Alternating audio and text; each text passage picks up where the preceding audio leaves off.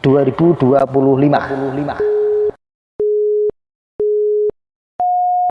Kapan dimulainya zaman tatanan baru gitu, pencerahan dan tambahan wawasan dan petunjuk saking panjenengan. Kapan tatanan baru itu dimulai?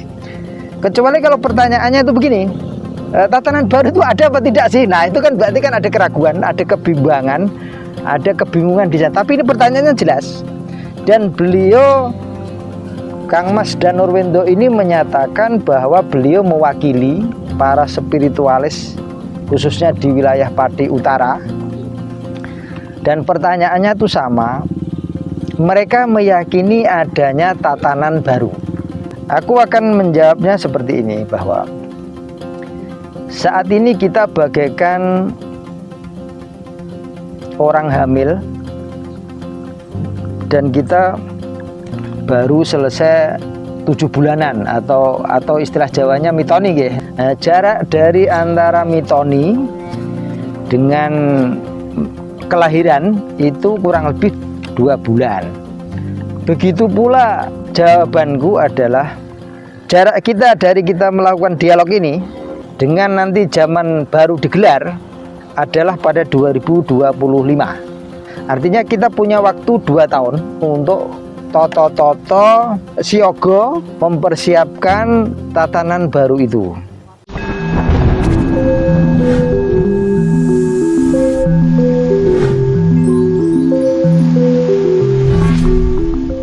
Rahayu, selamat sejahtera nggih. Ketemu lagi dengan Sri Teguh Bunga Dharma. Kali ini aku ada di suatu wilayah Pati Utara. Pati Utara, tepatnya di desa yang bernama Kinanti. Ini wilayah Pati Utara, kecamatannya Dukoseti, Kabupaten Pati nggih. Di bawah siluet Muria, dikelilingi oleh tambak-tambak, dan bersama beliau Kang Mas Danurwendo nih, salah satu penekun spiritual di wilayah sini yang juga sudah banyak berkolaborasi dengan para sesepuh bini sepuh di wilayah Pati pada umumnya dan di wilayah Pati Utara pada khususnya. Nah, beliau ini, Mas Danurwendo ini adalah salah satu pelaku spiritual yang juga punya harapan atas bangkitnya kembali keadiluhungan Jawa, khususnya yang dari sisi wilayah Jawa Utara. Begitu nggih, Kang Mas Danurwendo. Nah, ini kita jagongan sing asik. Jagongan asik nggih. Ini kita dipertemukan ini nggih, satu frekuensi, satu visi dan misi,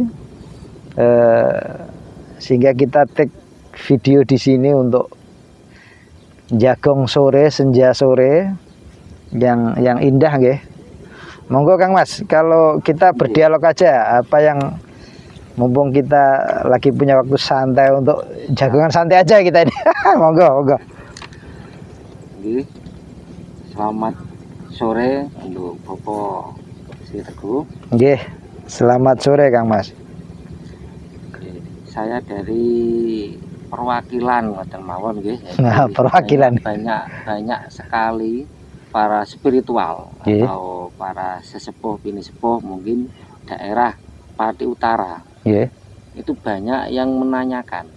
Jadi, ada suatu pertanyaan yang belum terjawab. Satu, untuk kapan? Nah, untuk kapan waktu ini, kapan dimulainya zaman tatanan baru gitu. Pencerahan dan tambahan wawasan dan petunjuk saking panjenengan. Ini mari kita perhatikan nggih. Ini pertanyaannya sangat menarik. Pertanyaannya begini. Kapan dimulainya tatanan baru? Karena pertanyaan seperti itu artinya beliau ini sudah meyakini bahwa tatanan baru itu ada. Karena pertanyaannya adalah kapan tatanan baru itu dimulai. Kecuali kalau pertanyaannya itu begini, tatanan baru itu ada apa tidak sih? Nah, itu kan berarti kan ada keraguan, ada kebimbangan, ada kebingungan di sana. Tapi ini pertanyaannya jelas. Dan beliau Kang Mas Danurwendo ini menyatakan bahwa beliau mewakili para spiritualis khususnya di wilayah Pati Utara. Dan pertanyaannya itu sama. Mereka meyakini adanya tatanan baru. Kebetulan mungkin di video-videoku aku sering menyinggung adanya tatanan baru. Wah, kita satu frekuensi ini, satu frekuensi, ya. Nah, ini pertanyaan adalah kapan dimulainya tatanan zaman baru atau tatanan baru itu, gitu loh. Aku akan menjawabnya seperti ini, bahwa saat ini kita bagaikan orang hamil dan kita baru selesai 7 bulanan atau istilah Jawanya mitoni, nggih, mitoni, nggih. Jarak dari antara mitoni dengan kelahiran itu kurang lebih 2 bulan. Begitu pula jawabanku adalah jarak kita dari kita melakukan dialog ini dengan nanti zaman baru digelar, dimulai adalah pada 2025. Artinya kita punya waktu 2 tahun.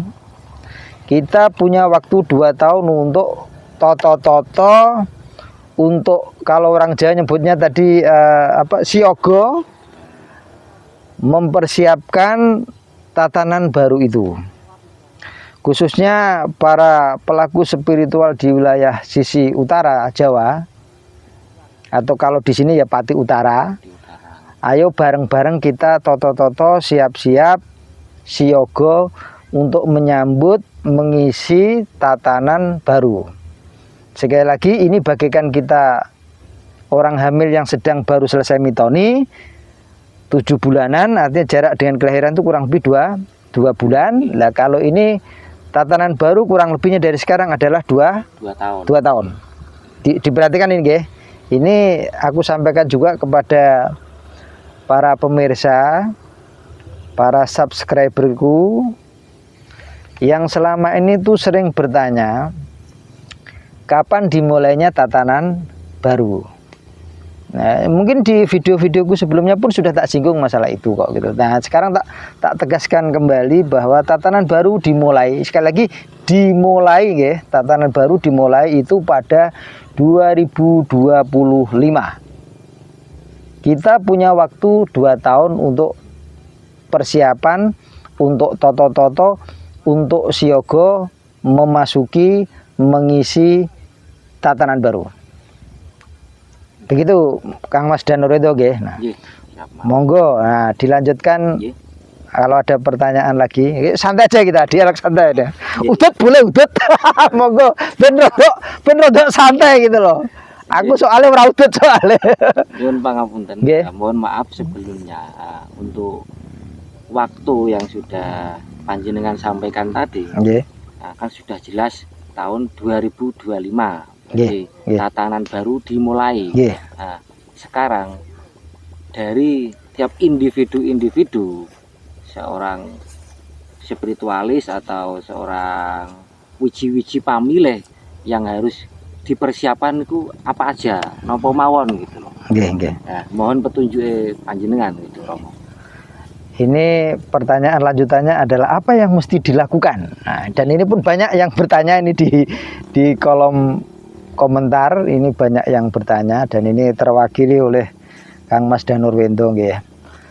Di hampir semua videoku aku telah menyampaikan bahwa persiapan yang harus dilakukan, hal yang harus dilakukan di dalam menghadapi zaman baru, tatanan baru adalah hidup selaras dengan alam. Dan itu sudah kujelaskan hampir di semua videoku. Lalu hidup selaras dengan alam itu seperti apa? Selama ini aku mengatakannya tidak mengotori alam, tidak mengeksploitasi alam. Nah, selama ini kita tidak bekerja sama dengan alam, tapi selama ini kita memperkosa alam atau mengeksploitasi alam sehingga terjadi kerusakan yang luar biasa gitu loh. Kemudian yang juga sudah aku sampaikan dalam video-videoku sebelumnya adalah lakukan persembahan, atau kalau orang Jawa mungkin bahasa umumnya adalah melakukan sesaji ya. Sesaji. Nah, sesaji ini ditujukan kepada siapa? Kepada Tuhan. Monggo terserah jenengan menyebutnya apa saja. Itu sebagai tanda syukur kita, sebagai tanda terima kasih kita kepada beliau, kepada Tuhan atas semua anugerah yang kita terima. Lalu persembahan ini dipersembahkan juga kepada para dewa, para malaikat. Lalu yang ketiga dipersembahkan kepada para leluhur. Lalu yang keempat dipersembahkan kepada para pepunden, para danyang. Lalu yang kelima adalah dipersembahkan kepada semua makhluk yang khususnya ada di lingkungan sekitar kita. Jadi aku ulang sekali lagi ya. Persembahan ini, sesaji ini sebagai tanda syukur terima kasih kita persembahkan pertama kepada Tuhan, terserah monggo jenengan menyebutnya sebagai apa. Kemudian kepada para dewa, para malaikat. Yang ketiga kepada para semua leluhur. Yang keempat kepada semua pepunden, semua danyang.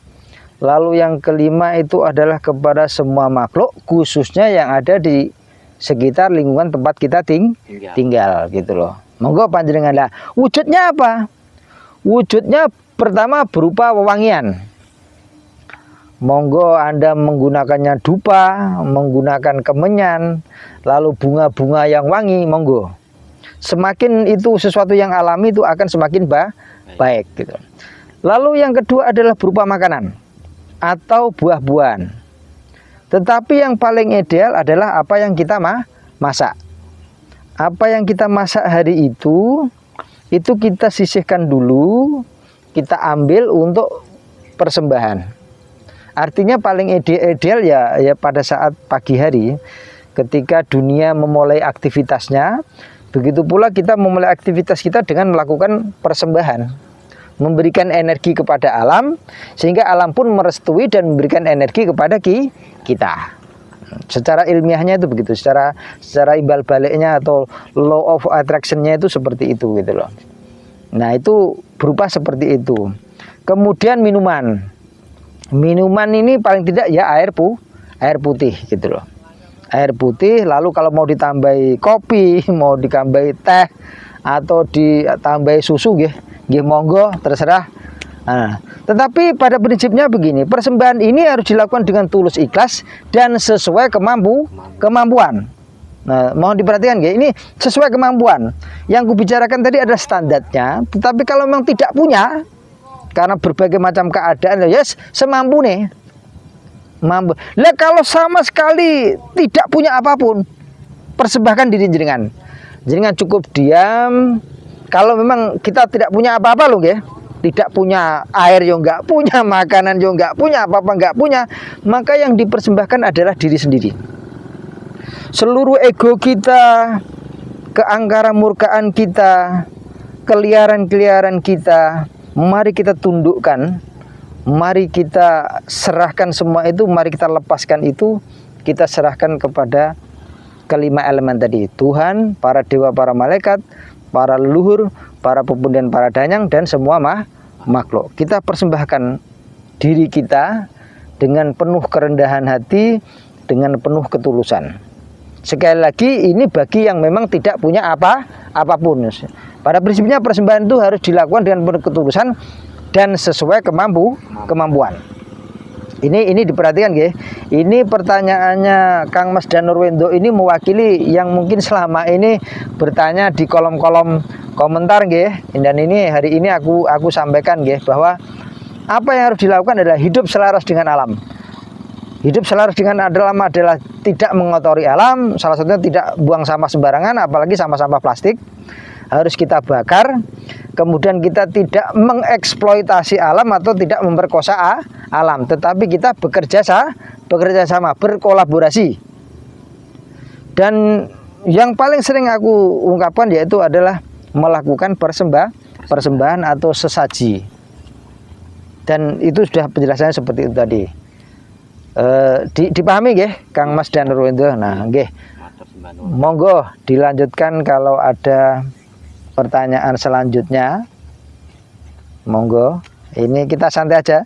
Monggo sambil ngerokok boleh. Sambil udut kalau mau udut biar santai. Nah, aku sambil minum mau ini. Sambil minum ini gitu loh. Untuk selanjutnya Bapak. Nggih. Ya, setelah tahu waktunya, terus apa yang harus kita persiapkan. Nah, sekarang kan berarti kan sudah ketemu semua gitu, jawaban-jawaban dari para sesepuh, pinisepuh dan para pelaku spiritual.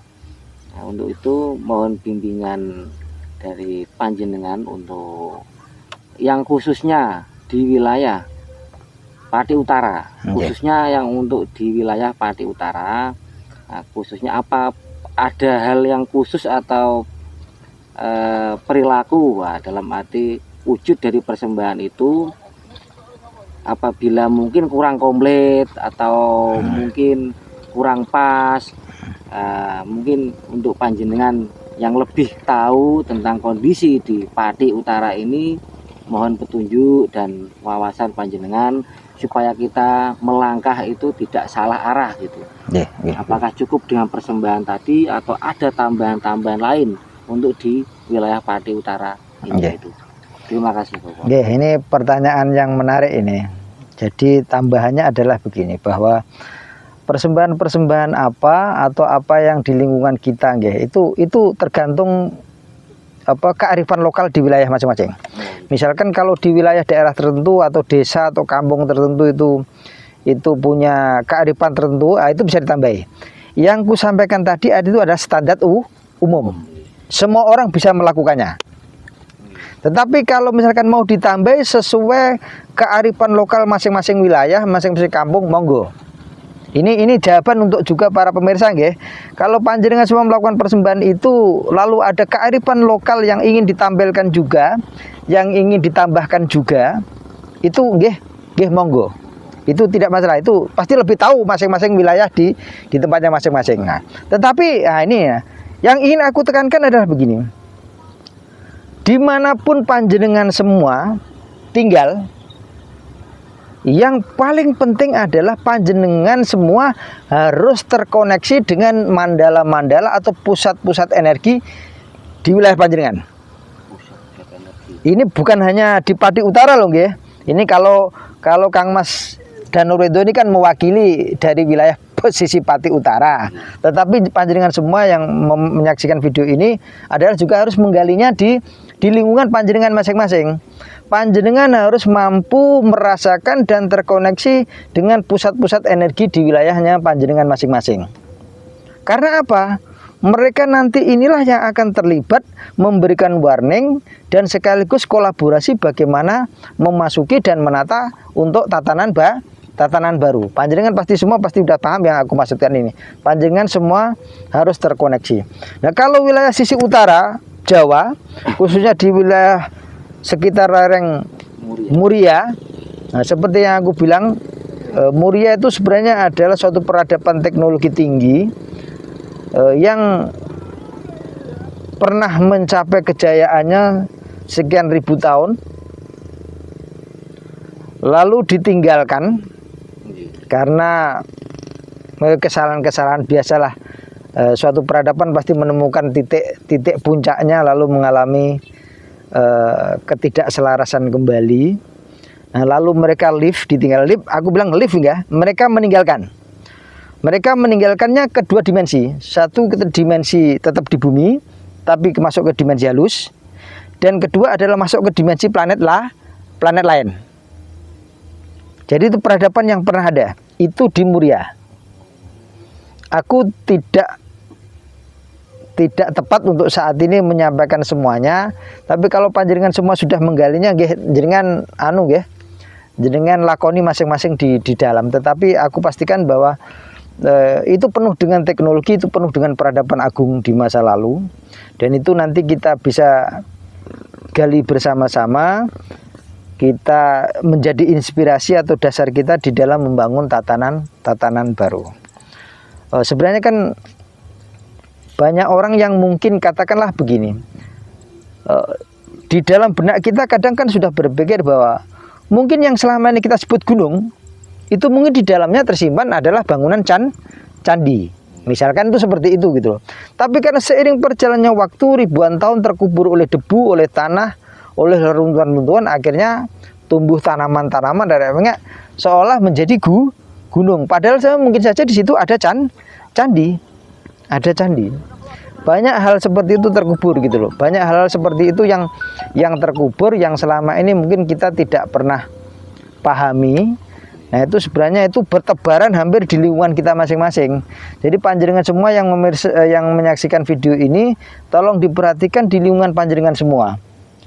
Hubungkan diri panjenengan, koneksikan panjenengan semua dengan mandala-mandala atau pusat-pusat energi di tempat panjenengan tinggal. Aku yakin itu pasti ada. Entah itu besar maupun yang kecil. Di mana Anda tinggal, di situ pun pasti ada energi seperti itu. Mari kita semua berkolaborasi, mari kita semua membangkitkannya kembali. Begitu pula yang ditanyakan oleh Kang Mas Danurwendo, khususnya di wilayah Pati Utara ini atau Jawa sisi utara, itu banyak peradaban-peradaban agung yang selama ini terkubur, ditinggalkan, atau mungkin kalau bahasa intelektual atau bahasanya para ilmuwan itu banyak meninggalkan adalah zaman Atlantis dan Lemuria gitu loh. Ya monggo jenengan boleh menggali itu, karena kebetulan aku ini bukan seorang ilmuwan. Aku ini hanya pelakon kehidupan. Dipahami ya? Aku ini hanya pelakon kehidupan, bukan ilmuwan, bukan juga spiritual. Aku ini hanya pelakon kehidupan. Aku sedang melakoni kehidupan gitu loh. Jadi yang perlu kutekankan, tekankan adalah tolong terkoneksilah dengan pusat-pusat energi di lingkungan di mana panjenengan tinggal. Ini untuk para pemirsa juga nggih. Tolong terkoneksilah dengan pusat-pusat energi di mana panjenengan tinggal. Banyak peradaban-peradaban kuno, peradaban-peradaban purba yang sudah waktunya untuk bangkit. Percayalah, dengan ketulusan mereka nanti akan menampakkan dirinya, mereka akan mengkoneksikan dirinya dengan panjenengan semua. Karena ini kuncinya adalah kita harus reseptif, kita harus membuka diri. Sehingga mereka nanti bisa masuk. Mereka tidak akan pernah menunjukkan dirinya, mereka tidak akan pernah menampilkan dirinya, mereka tidak akan pernah mengkoneksikan diri mereka dengan kita kalau kita sudah ada penolakan. Itu tidak mungkin mewujud. Jadi kita harus bersikap untuk menerima dan membuka diri. Bagaikan ya semacam cawan terbuka, gelas terbuka, sehingga kita siap untuk diisi. Persis seperti itu. Percayalah, beliau nanti akan memasuki kehidupan panjenengan semua, berkolaborasi dengan kehidupan panjenengan semua, sehingga panjenengan semua nanti terkoneksi dan selaras dengan alam. Para leluhur, para pepudan, para danyang, para dewa, para mereka itu yang kusebut adalah mereka itu adalah wujud-wujud dari alam. Mereka semua itu adalah wujud-wujud dari alam. Dipahami ya?